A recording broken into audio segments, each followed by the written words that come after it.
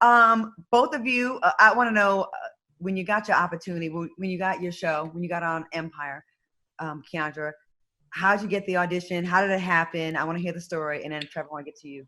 So, in a nutshell, I just happened to get an email one day, and they asked if I could do a self-tape, and I said sure. I did the self-tape, sent it in.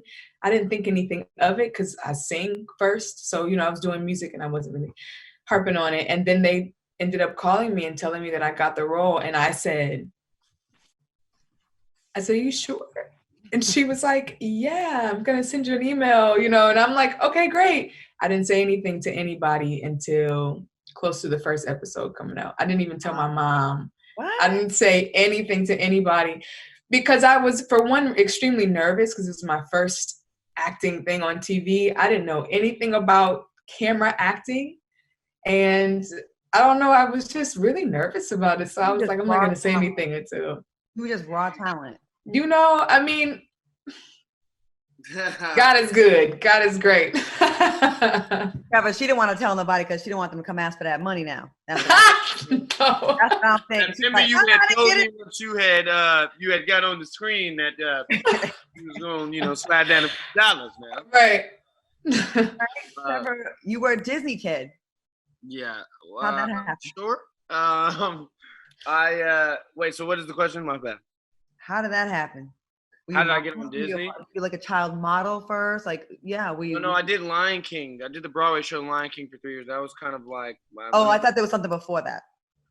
Yeah, no, before that I did a local show called Beef and Board's Christmas Show. I was like 7 years old in Indiana.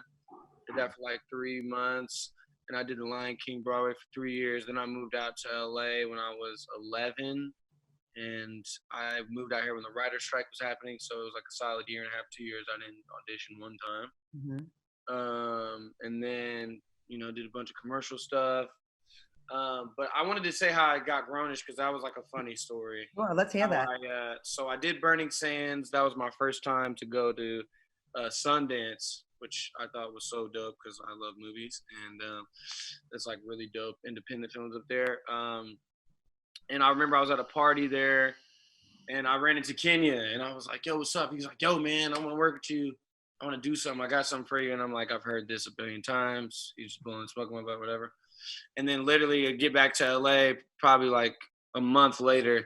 He's like, yeah, I want you to come in, read for this guest star on Blackish.